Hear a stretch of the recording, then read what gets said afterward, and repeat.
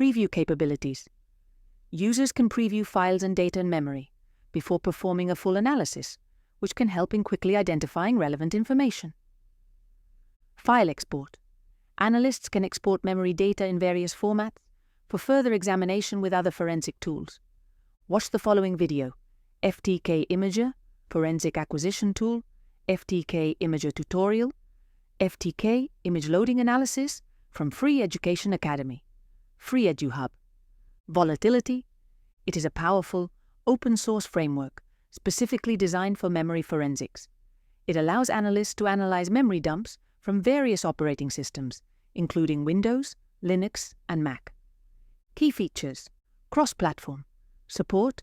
Volatility can analyze memory images from different OS environments, making it versatile for multi-platform investigations. Extensive plugin architecture. The framework supports numerous plugins that provide specific analysis functions, such as identifying processes, network connections, and loaded modules. Command line interface. Analysts can execute commands to extract specific data points from memory dumps, allowing for tailored analysis based on investigation needs. Community support. Being open source, it benefits from a strong community that contributes to its development and provides updates, plugins, and documentation. Watch the following video: Is your PC hacked? RAM Forensics with Volatility from the PC Security Channel. Magnet Response. Magnet Response empowers investigators and non-technical users to easily collect and preserve critical data, relevant to incident response investigations from local endpoints. Key features: easy to use. A guided two-step process and progress bar is straightforward for even non-technical users to use. Fast and comprehensive. Collect and preserve data starting with the most volatile, using the built-in Kome RAM capture, magnet dump it functionality, and volatile data and files commonly associated to cybercrime, such as Windows event logs, registry hives, jump list files, and many other log files, in minutes. No need for multiple tools to get the IR data you need. Portable. It is comprised of a single executable file, is easily downloaded, and can be stored and run from a USB key. Collect by keyword and skip large files. Configure freeform collections using your own set of keywords or the defaults provided, with the option to limit the size of files collected to maintain speed. Consolidated output. Output is consolidated and saved as a .zip file for easy delivery or processing and analysis in Magnet Axiom and Magnet Axiom Cyber. Data integrity. An embedded hash value is provided to verify the integrity of the data. Data preservation authentication. Data preservation is a fundamental cornerstone of the digital forensics field. It involves the techniques, processes, and safeguards implemented to protect and maintain the integrity of digital evidence throughout its life cycle, from collection to its presentation in legal contexts. Digital evidence is highly vulnerable. Unlike physical evidence, it can be easily altered, deleted, or corrupted. The chain of custody. At the heart of data preservation in digital forensics is the concept of the chain of custody. This term describes the chronological documentation of every person who has accessed the evidence, along with details about the conditions and duration of that access. It serves as a secure paper trail for digital evidence, ensuring evidence integrity. Maintaining the chain of custody is crucial for preserving the integrity of digital evidence. Any disruption in this chain can raise questions about the evidence's authenticity and its admissibility in court. Therefore, meticulous record-keeping is essential. The role of forensic specialists. Digital forensic specialists bear the responsibility for safeguarding digital evidence. They utilize best practices and specialized tools to ensure that data remains unaltered during the investigative process. This includes creating forensic copies of digital media to analyze while keeping the original evidence intact. Data integrity. A primary objective of data preservation is to uphold data integrity. This means that once digital evidence is collected, it must not be altered or modified in any way.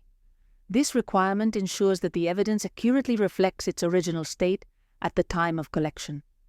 Chain of custody documentation. Comprehensive documentation is the foundation of the chain of custody. Every action involving the evidence, from its initial collection to its presentation in court, should be carefully recorded. This documentation must include details about who accessed the evidence, when, and for what reason. Digital evidence storage. Securely storing digital evidence is a vital component of data preservation. Evidence should be kept in a controlled environment to prevent tampering, data corruption, or unauthorized access. Implementing redundancy and backup procedures is essential to protect against data loss. Challenges in data preservation. Data preservation in digital forensics faces several challenges. Rapid technological advancements, the increasing volume of digital data, and the encryption methods employed by criminals present significant obstacles. Forensic experts must continuously adapt to overcome these challenges. Recognition of the type of data. In Windows forensics analysis, it is important to identify and categorize the different types of data of a system. It is crucial for effective investigation and analysis. This process will help the analyst to understand the key elements of the data during the investigation. It also makes available which type of data is present on the image of the system and can be reviewed and analyzed. The system data. This type of data is related to the operating system. All the files and programs that the operating system uses to boot and function during the regular use represent different file types, and they can be excluded if they are not part of an investigation. If there is an email investigation, there is no need to extract registry configuration, but it might be important to have event log security to review the login details of the applications or webmail.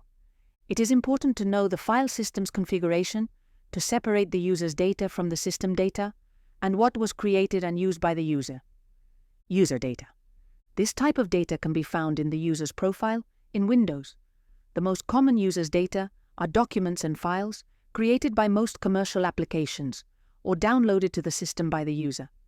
In general, electronic files, like text documents, presentations, spreadsheets, pictures, videos, audio, etc., that the user has created, downloaded, or modified and used during the operation of the system. There are applications that can download temporary data to the system to operate. For example, emails. Some email clients don't save all the emails to the system, and only when it is required. It is important to know the location of the databases of the applications. Network data. Network connections can provide information of the communication of the system to other systems or to different web clients, remote connections, or network activity for file exfiltration. Browser history represents good information for analysis when speaking of network data. Devices connected to Wi-Fi, Ethernet, and any type of connections to the system can be analyzed and preserved. The importance of data recognition lies in establishing a context. By using the correct data, a timeline can be created based on user activity and system information, allowing relevant evidence to be identified more efficiently and expediting the investigation. It is also crucial to maintain data integrity when handling different types of data and to understand its content during analysis. Chapter 5. Mobile forensics. Mobile forensics represents a high percentage of the investigations. This is because mobile devices, such as mobile phones and tablets, contain a large amount of personal information of the custodian. Each day, we use mobile devices and mobile phones to be more specific, to do a lot of tasks during the day.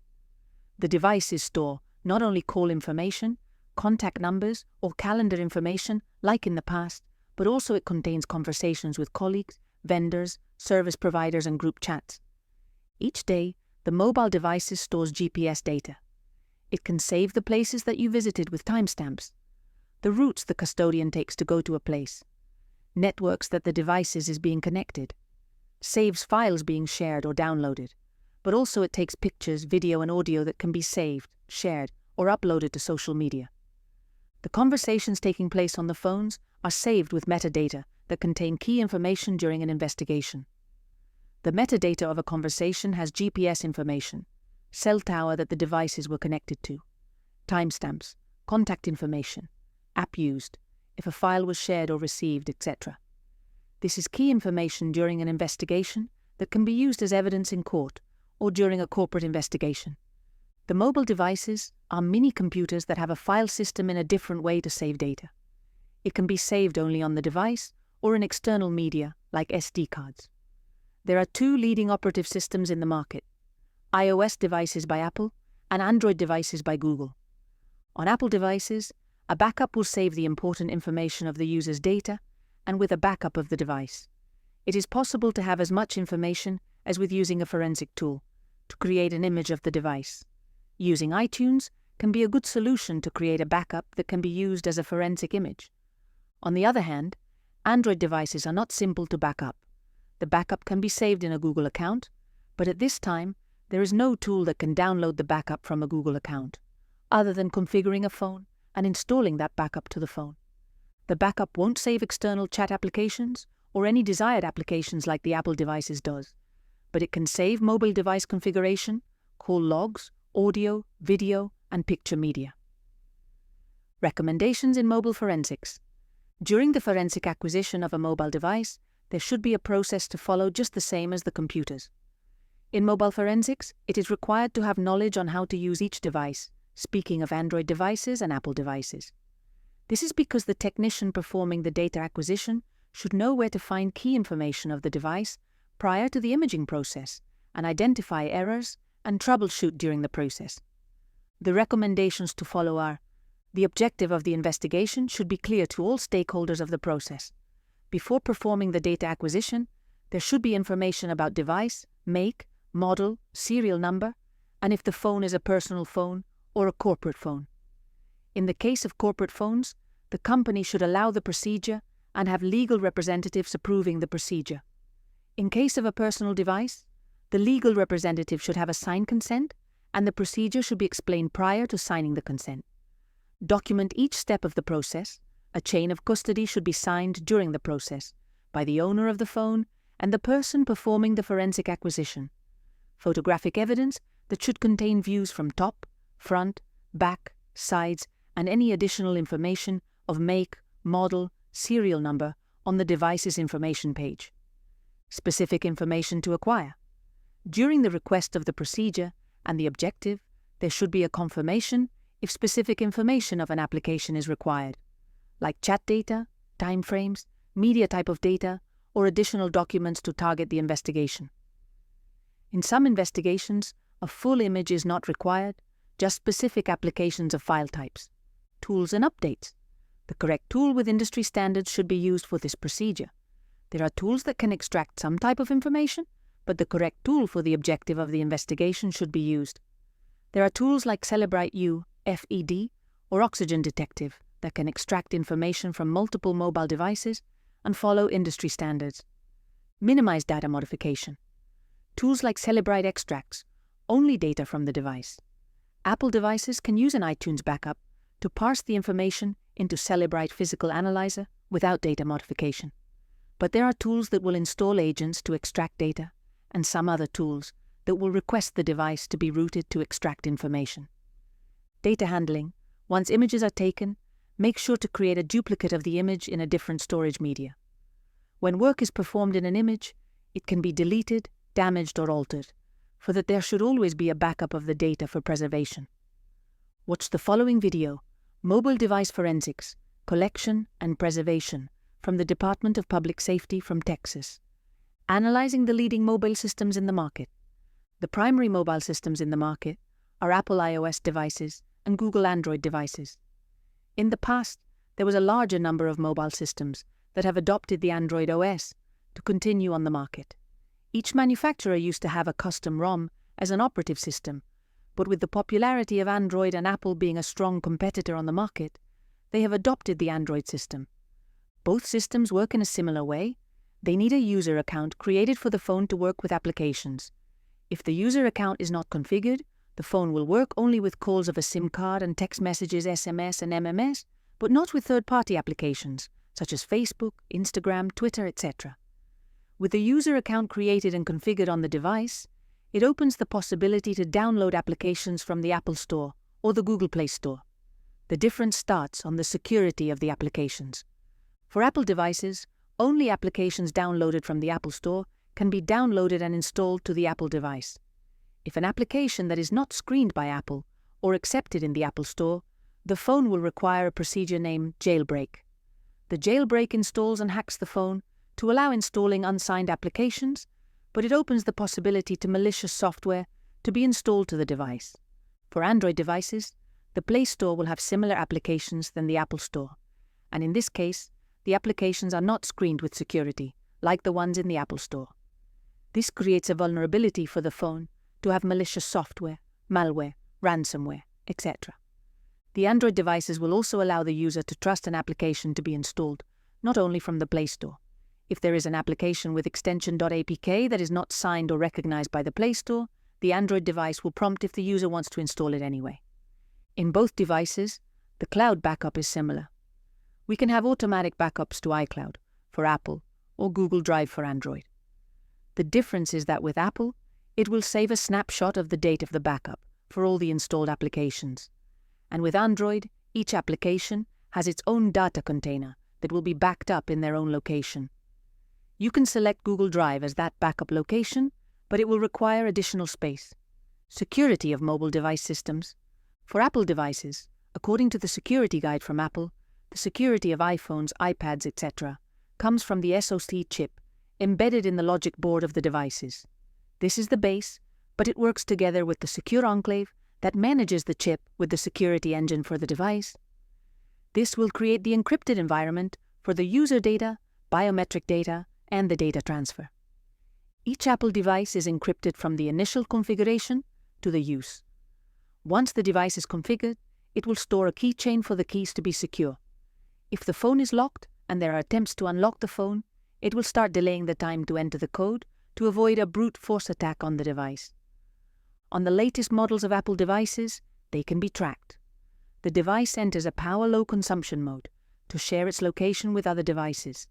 It creates a communication to other Apple devices and, in a secure way, transfers the device's location to the user's iCloud account. For Android devices, the latest updates have enhanced security. However, the ability to install applications without proper signing or screening weakens it.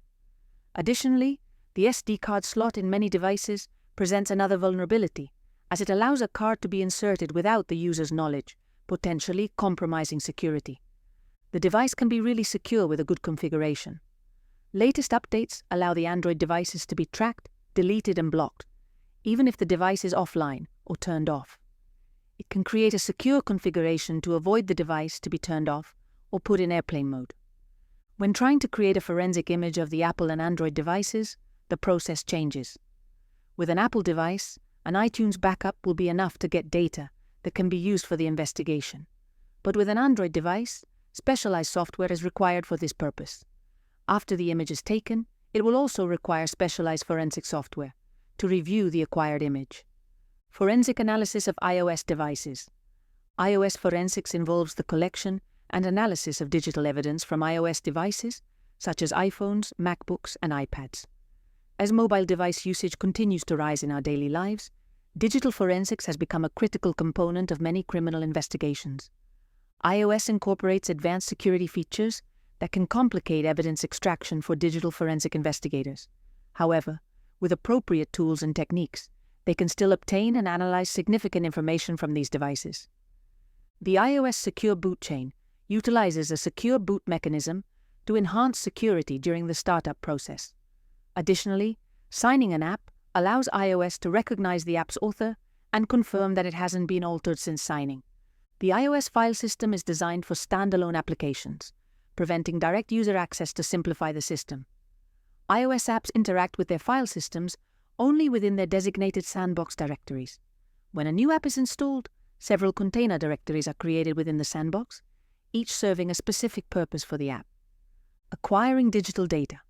There are 3 methods used for data extraction from iOS devices. Physical. A bit-to-bit copy of the device allows for the recovery of deleted data. File system. Extracts files visible at the file system level. Logical. This allows the extraction of certain files from the file system, such as a backup created using iTunes. There is a step-by-step process to follow when acquiring data from an iOS device. This is to ensure the acquisition method and data preservation of that will be acquired from the devices that are being investigated. Preparation.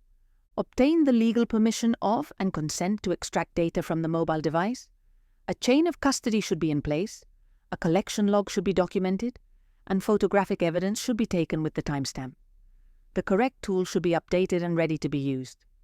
Device assessment. An initial assessment should be in place. The passcode should be provided by the custodian.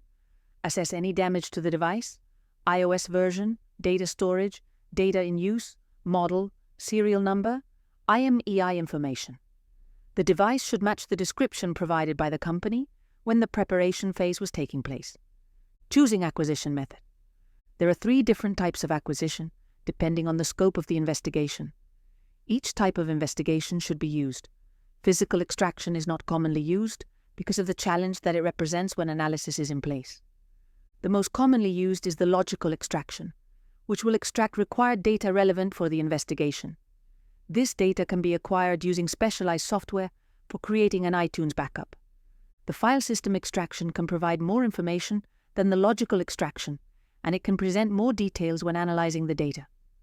Data extraction.